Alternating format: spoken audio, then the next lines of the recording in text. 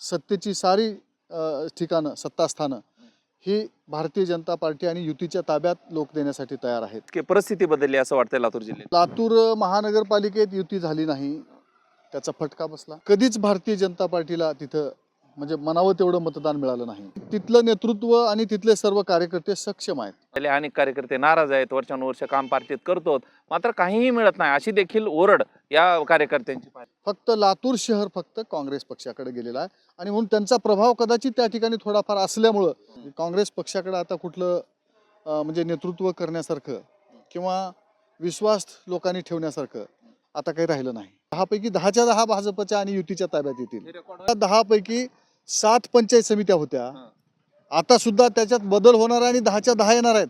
8 पैकी 45+ लातूर जिल्ह्यात युतीच्या आणि भारतीय जनता पार्टीचे जो काही निर्णय पक्ष घेईल त्या निर्णयाच्या सोबत रामचंद्र तिरुके असेल. त्या निवडणुका आणि त्याचा प्रचार आता सुरू झालेला आहे. भारतीय जनता पार्टीला महानगरपालिकेमध्ये खरं तर यश येईल अशी सगळी परिस्थिती होती. आता जिल्हा परिषदेच्या गणित या सगळ्या निवडणुकांमधून नंतर बदललेत का या सगळ्यावर बोलण्यासाठी जिल्हा परिषदेचे उपाध्यक्ष रामभाऊ तिरुके माझ्यासोबत आहेत. हो, कशा पद्धतीने हे सगळं राजकारण बदल राजकीय परिस्थिती बदलली असं वाटतंय लातूर जिल्ह्यात तुम्हाला? लातूर जिल्ह्यात तसं भारतीय जनता पार्टी आणि राष्ट्रवादी काँग्रेस पक्ष अजित पवार गट या दोघांची काही ठिकाणी युती आहे. त्यात अहमदपूर तालुका आणि उदगीर विधानसभा मतदारसंघात प्रामुख्याने युती झाली आहे. बाकी ठिकाणी स्वतंत्रपणे भारतीय जनता पार्टीचे कार्यकर्ते निवडणूक लढवत आहेत. जिल्ह्यात 59 जिल्हा परिषदेचे गट आहेत आणि साधारणपणे 118 पंचायत समितीचे गण आहेत. त्या सर्व ठिकाणी युतीची सत्ता येईल, युतीचे कार्यकर्ते विजयी होतील. मागच्या वेळेला 37 जिल्हा परिषदेचे सदस्य होते, पण या वेळेला मला विश्वास आहे 59 जिल्हा परिषद गटापैकी किमान 45 तरी युतीचे कार्यकर्ते जिल्हा परिषदेचे सदस्य होतील. जी निवडणूक झाली होती मागलची आता महानगरपालिकेची, यामध्ये आपण पाहिलं की अशा पद्धतीचा नारा दिला होता भाजपनं. काय घडलं की भाजपला ते तिथपर्यंत पोहोचता आलं नाही? लातूर महानगरपालिकेत युती झाली नाही, त्याचा फटका बसला. काही भागात कधीच भारतीय जनता पार्टीला तिथं म्हणजे मनावं तेवढं मतदान मिळालं नाही. पण युती झाली असती तर राष्ट्रवादी काँग्रेस पक्षाकडे बघून तिथले उमेदवार राष्ट्रवादी काँग्रेस पक्षाला दिले असते आणि भाजपचे जेवढे काही मतदार आहेत तेही त्यांना मिळाले असते. मागच्या वेळेला महानगरपालिकेत सत्ता होती, पण या वेळेला सत्ता येण्यासाठी काही अडचण नसताना फक्त युती झाली नाही म्हणून त्याचा फटका बसला असावा असं मला वाटतं. कशा पद्धतीनं युती एकत्र येऊन काही ठिकाणी युती झालेली नाही, त्या ठिकाणची काय परिस्थिती असणार आहे? त्या ठिकाणी तिथलं नेतृत्व आणि तिथले सर्व कार्यकर्ते सक्षम आहेत. त्यामुळं युती त्या त्या ठिकाणी आवश्यक, जसं की निलंगा आहे, औसा आहे, लातूर ग्रामीण आहे, या ठिकाणी तिथलं नेतृत्व खूप खंबीर आहे.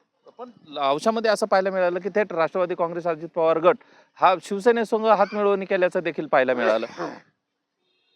तिथल्या परिस्थितीनुसार ते काही ठिकाणी झालं असावं असं मला वाटतं. पण मला निश्चितच खात्री आहे जिथं जिथं आता युती न करता भारतीय जनता पार्टी स्वतंत्र लढती आहे त्या ठिकाणचे उमेदवार निश्चितच निवडून येतील. अनेक ठिकाणी जे आहे ते भाजपमध्ये बंडखोरी पुन्हा एकदा पाहायला मिळाली. अनेक कार्यकर्ते नाराज आहेत, वर्षानुवर्ष काम पार्टीत करतो मात्र काहीही मिळत नाही अशी देखील ओरड या कार्यकर्त्यांची पाहायला मिळाली. नक्कीच एका पदासाठी मग जिल्हा परिषदचा गटाचा सदस्य होणं असेल किंवा पंचायत समितीला त्या गणाला सदस्य होणं असेल, त्या एका पदासाठी प्रत्येक पक्षाकडून अनेक जण इच्छुक असतात, पण संधी मात्र एकाला मिळते. एक कार्यकर्ता निवडून देण्यासाठी हजारो लोकांना राबावं लागतं, पण हजारो लोकांना प्रतिनिधित्व मिळू शकत नाही. जो कार्यकर्ता हजारो लोकांच्या प्रयत्नाने निवडून येतो त्या कार्यकर्त्याची जर ही भावना राहिली की सर्वच जण इथे या ठिकाणचे लोकप्रतिनिधी आहेत, लोकात मिसळून गेलं पाहिजे, लोकांना विश्वासात घेतलं पाहिजे, तेव्हा निश्चितच तिथल्या लोकांना आपण काहीतरी सहकार्य केल्याचं. निवडणुकीमध्ये विरोधक कोण आहे असं वाटतंय तुम्हाला? विरोधात आहे वातावरण त्या पद्धतीनं बनलंय का महानगरपालिकेसारखं असं वाटतंय? महानगरपालिकेसारखं असं काही आता लातूर जिल्ह्यातल्या ग्रामीण भागात नाही. युतीच्या बाजूने कौल आहे एवढं मी सांगू शकतो. 6 ठिकाणी 6 विधानसभा मतदारसंघ आहेत लातूर जिल्ह्यात. त्या 6 पैकी उदगीर म्हणजे युतीकडे आहे, अहमदपूर युतीकडे आहे, हा. लातूर ग्रामीण युतीकडे आहे, हा. निलंगा युतीकडे आहे, हा. औसा युतीकडे आहे. फक्त लातूर शहर फक्त काँग्रेस पक्षाकडे गेलेला आहे आणि म्हणून त्यांचा प्रभाव कदाचित त्या ठिकाणी थोडाफार असल्यामुळं महानगरपालिकेत आम्ही बहुमतापर्यंत जाऊ शकलो नाही. मला हे सांगा की वंचित बहुजन आघाडी आणि काँग्रेस एकत्र आल्याचा काय परिणाम तुम्हाला वाटतं, इम्पॅक्ट लातूर जिल्ह्यामध्ये या निवडणुकीमध्ये होईल? नाही, असं काही नाही. त्या त्या ठिकाणचे कार्यकर्ते बऱ्याच वेळा विचार करतात की काँग्रेस पक्षाकडे आता कुठलं म्हणजे नेतृत्व करण्यासारखं किंवा विश्वास लोकांनी ठेवण्यासारखं आता काही राहिलं नाही. एकंदरीत दिल्लीत नरेंद्र मोदी साहेब, देवेंद्र फडणवीस साहेब राज्यात, त्यांच्याकडे बघत सत्तेची सारी ठिकाणं, सत्तास्थानं ही भारतीय जनता पार्टी आणि युतीच्या ताब्यात लोक देण्यासाठी तयार आहेत. जिल्हा परिषद किती आश्वस्त आहात की इतक्या जागा येतील आणि इथं तुमचे उमेदवार निवडून येत आहेत? मी किती पंचायत समित्या? मी आपल्याला या ठिकाणी विश्वास देऊ इच्छितो की 10 पंचायत समित्या लातूर जिल्ह्यात आहेत. 10 पंचायत समितीच्या पैकी मला विश्वास आहे 10 पैकी 10च्या 10 भाजपच्या आणि युतीच्या ताब्यात येतील. हे रेकॉर्ड होईल, होऊ रेकॉर्ड होईल. द्या, होऊ द्या, हा. होऊ द्या, हा.